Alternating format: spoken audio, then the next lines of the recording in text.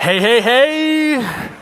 Good morning, everyone. Thank you all for coming here this early. I know I had to down a couple bottles of Club Mate before I could get up on stage. I'm a little bit jittery, but thanks for being here. It's hard to follow up after Matan and Martin, but I hope you all enjoy it. So my talk is going to be about building modular governance and organizations. And I really like the word modular because I think it really encapsulates well what the new tools that we have today enable us to do and how it kind of captures the essence of the new organizations going forward. And I really like this image here. If you don't recognize it, it's the Cambrian explosion of organisms on planet Earth. We started from very, very little. If I can get the laser, I don't know if you can see that, Earth birth. And then we've kind of gone outer and outer and outer, and we've had a huge explosion in species. And this was pointed out by Fred Ersam about a year ago, and how governance today is really maybe around ocean's crust, maybe a little bit further, but we're really starting to get to the stage where we can build larger and larger and different organizations that we've never seen before because we have new tools. And the reason why we're able to do so is because we're thinking about the tools that we have, the governance, how we build governance and organizations in a totally different manner. We're starting to think about them in terms of software and not hardware, not wetware. It's all about the software. And so we can experiment now with these modular pieces. We can apply software engineering and systems designs to what were before very difficult to change, very difficult to manipulate, very difficult to get right on a static or hard basis. We can now do it with software. We can take components that all implement the same interface and switch them around, swap them, see how they work together, compose them differently. And that is really, really exciting. And so that really kind of brings us to what do we have today and how do we go from there, right? So today we have monolithic cathedrals of text that define what our organizations, what our governments are meant to do. We take it or leave it. We have one degree of freedom. But with software engineering, with the ability to modularize our components, if you look at the Constitution, I took a quick spin at it yesterday night, actually, you'll see a lot of it is like social code written in the 18th century. Literally, a lot of it is like 6 months, we have to do this. We have a structure to do this. Every 4 years, we have to do this. It has to be through this process. Literally, it's code. But now we can take those components and say, OK, how do we break them up? How do we implement them piece by piece? How do we go from trusting an entire system to trusting its components? And it's the composition of those components. And I'm not the first one. There were people before, there were people after. We all kind of are aligned along and resonate along the same vision here. We have, from DAP, a lot of their architecture is built on adaptive, modular, upgradable DAP structures. We have a new project that just got unveiled a few weeks ago, I think. It's called Kelson, and they have kind of an interesting two-tier rules-based engine where the first rule says who can do what, and the second rule says, or a second layer says who can change who can do what.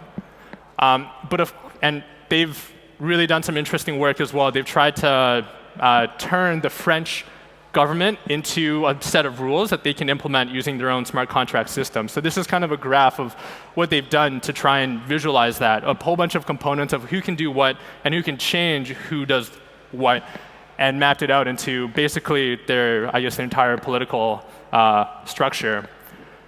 And I mean, at Aragon as well, I wouldn't be up here talking about modular governance and organizations if we didn't believe the same vision going forward. And so we have, in our apps, in our launched app, we have very much the same principles. We've built a few applications, a token manager, a finance app that controls account balances and where the funds are going. We have a new upcoming payroll app that will enable organizations to automatically and trustlessly pay their employees. We have a binary binding voting app that allows decisions to be executed directly on the EVM once they've been passed. And we also have a non-binary or multi-option, non-binding survey that allows organizations to poll what their token holders or any other group of people think about some ideas that they might have. For example, for Aragon, what app should we implement next? And so a lot of our engineering has gone towards making this possible, especially on the front end. We've kind of taken these concepts and said, how do we make sure that we can enable people to design their organizations any way they want? How do we let them customize what they want to build? And we thought it's really a good analogy is an app store. It's like we have apps that we install, their logic, their components, and we have kind of an organization operating system that controls organizational resources and shares them across these applications. And so we've done a lot of interesting work front-end wise to try and sandbox these and make sure that it all works together and it's a seamless experience for developers. But today I want to talk a little bit more about underneath the stack, down in the EVM, how we actually make some of these apps possible and what the really cool features are that we've enabled people to build. So the most important thing that I'd like to point out is that modularity really doesn't provide us anything if we can't compose them well. If we can't interact between components, and interacting in the sense of governance, a lot of it is escalation. It's permissions escalation. If one app wants to use a resource, let's say it's transferring funds, let's say I want to transfer a bunch of money to help the Thai rescue operation that was happening earlier this month, I can try and do that through my organization, my NGO organization. But when I try to do that, it tells me, hey, Brett, you can't actually do that. You don't have any access to directly send funds anywhere you want. That would be pretty bad, I think.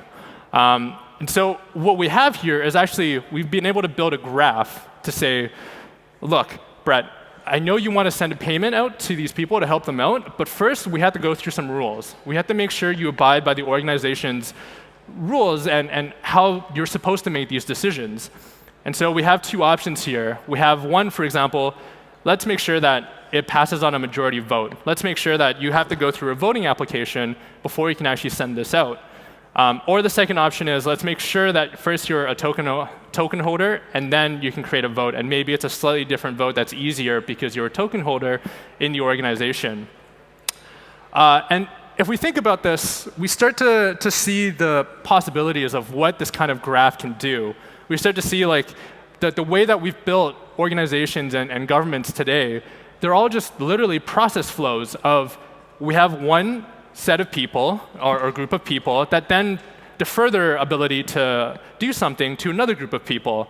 And so we have a bunch of the white boxes here are really, if we look at them, they're really whitelists. They're just a bunch of people who are whitelisted to do something. And then they go up the stack and they say, hey, look, I can't do this, but can you do it for me? And so if we have adults, 18 people, 18 years and older, they go and say, hey, I want to vote somebody. And then these people who get voted in then decide more and more. And then we can build these structures inside organizations, not with wet code, not with lawyers and police and other people, but with real working code on the EVM, on a trustless execution environment. And this is just a differ because we're in Germany, how the two look. I don't really know the difference, to be honest, to really tell you the political side of things. But it also is really interesting. This is a little bit blurry, but the way we make laws can be encoded like this too, because lawmaking is really just a process flow again. It's like, I want a bill to be passed. I need to seed that through to from a constituent to an MP or someone else inside a body of parliament. And then they go through and they have checks and balances, and they try to get that passed further and further until finally somebody says this bill can be a law, and that's when it gets minted into the organization's rules. And so we, as I said before, we can actually do this today in code. So if you've played, if anybody has played with our 0.5 beta, this is some simplified code. A lot of the code I'm showing today is simplified for the sake of fitting it in slides and like 40-character width. But this is pretty much the code that's running on 2,000, 3,000 Rikubi DAOs right now. Basically, all we say is we make a new contract that's called the kernel. That's basically the DAO itself. And then we say, hey, can you give some apps permissions? Can we give the finance app the ability to transfer funds out of the vault? can we make sure that any action we take, whether it's giving new tokens, minting new tokens, creating payments, executing payments, can we make sure that they happen through a voting app so that nobody, like, it's not just anyone being able to execute some piece of code? And then once it's all finished, we have everything, basically. We have that whole flow where when I try to do something, when I try to create a payment, it says, hey, look, you don't have direct access on the finance app. You can't do that. But I can tell, based on the graph that we've been able to take out from here, hey, the finance app, it's able to be called from the voting app, and anybody can create a voting, a new vote, and then they can execute that once it's been passed.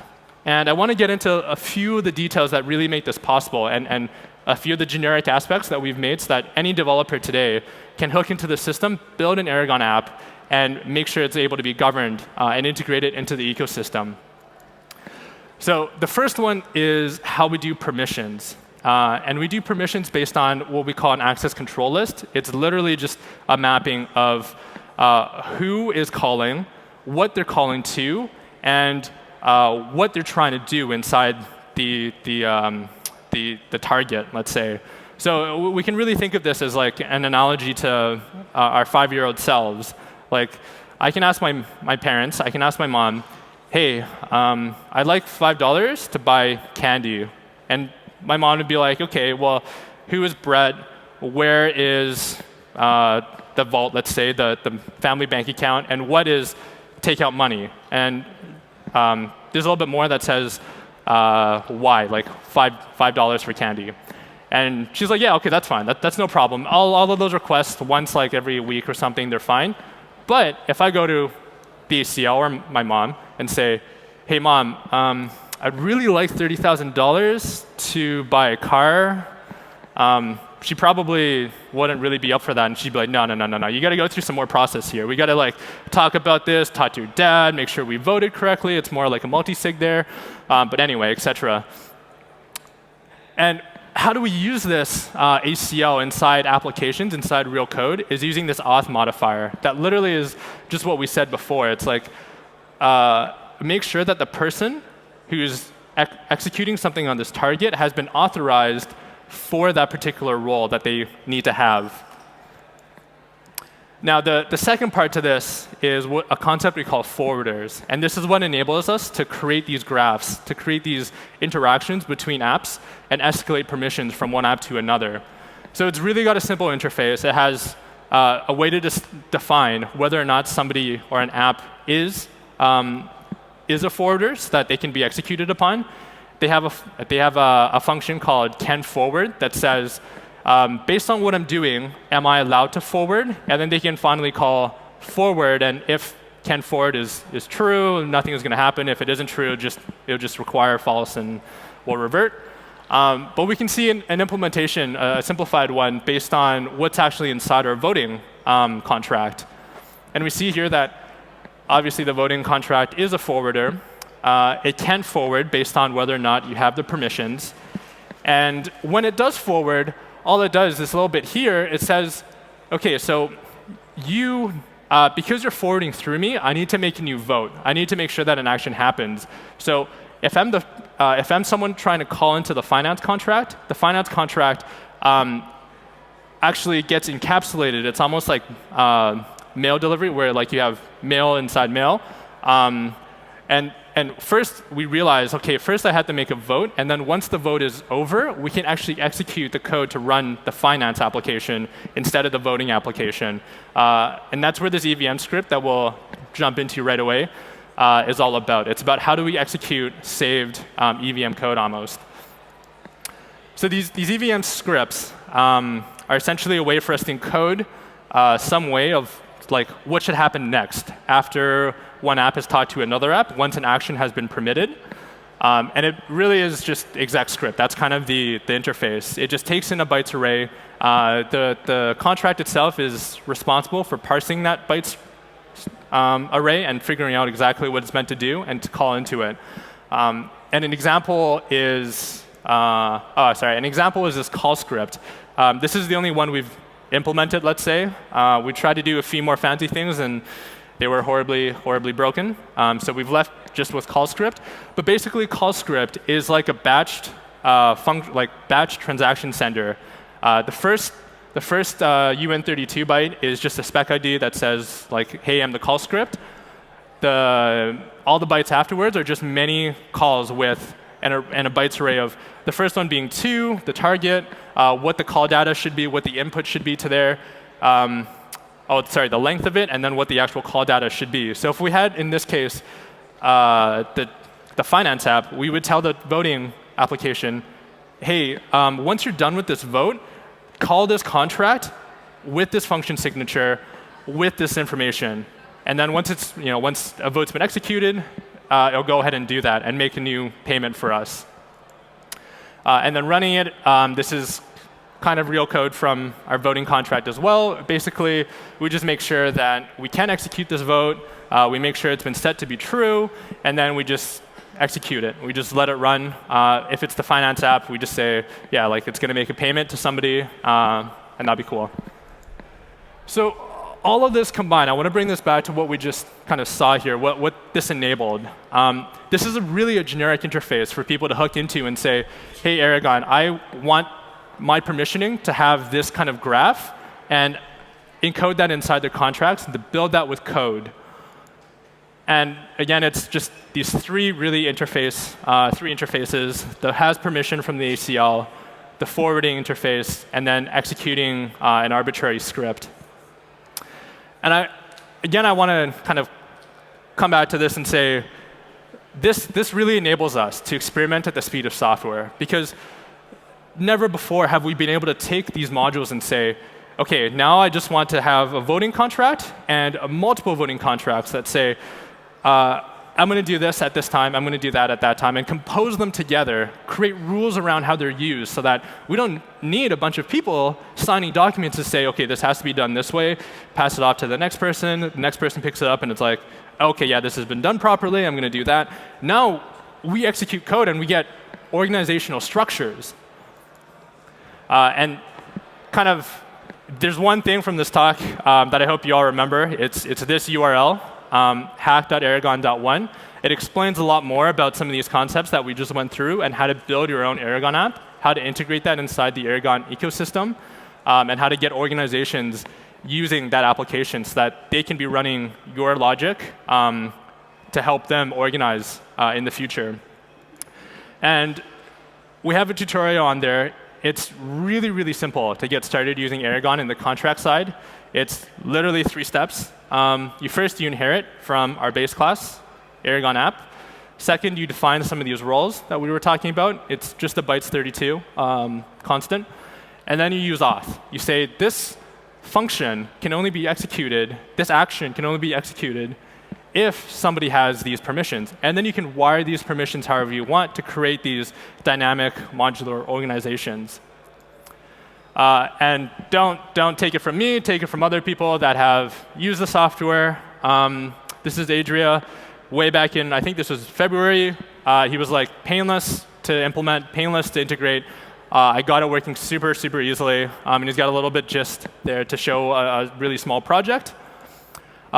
And then I'd like to highlight a few of our other projects who are actually here at DappCon. If you'd like to talk to them and learn about what they're doing and what really cool things they're doing on top of modular governance. These guys are superstars. Both of these people I'm going to be shouting out right now. Panda is really, really awesome. They've basically re-implemented Git using this governance structure and on top of IPFS. So you can do basically everything in Git. You can like commit, you can stage, you can have branches. You can then put all of it on IPFS, and you have a repository linked in the EVM to an IPFS hash. But that's not really the only cool thing. You have permission management. So if you see at the bottom, it's a little bit hard to read. But you'll see somebody else clones this repo, tries to take it out for a spin, wants to commit to master, and it says, hey, dude, you can't do that. You don't have the right permissions. And this is obviously a really simple example, but you can start imagining how we can develop code using a Git-like interface with very different models of governance, where maybe there's a whitelist built by TCRs, where only the people who people trust or people bet on are going to have commit access. And then their votes go up and down. And you can start to imagine like crazy, crazy things happening with these organizational structures that we've never really had the chance to do before because we never had that flexibility. The second one I'd like to highlight is DAP Node. I think they're giving a talk at the sidechain stage in about an hour and a half or two. Please check out Eduardo if you're interested in what they're doing. DAP Node is really, really cool software again. Basically, they want, a big problem in the decentralized space is the fact that we're all running on centralized gateways. It's not really a joke. It's like a real problem, let's say. And so DAP Node is trying to make that easier for people. It's like giving every baby that gets born a computer by themselves so that they can have all of their infrastructure with them their entire lives. Basically, you run their software, you hook it up at home, you get a VPN server, you get access to mainnet and Fura. Please check out Eduardo for more details. But DAP Node has used Aragon to manage what applications can be installed on that node. Jordi from the White Hat Group, you've probably seen him around, he's an incredible person. Before, let's say we're not really prepared to support mainnet right now for most applications, but Jordi went ahead in March and said, you know what, I'm going to deploy a real mainnet DAO to manage the content registry for DAP Node and just go with it, because he was feeling safe about the code. So that's it. Please, if you want to find me later, I'm on Telegram, Twitter, @Sokai. Thank you.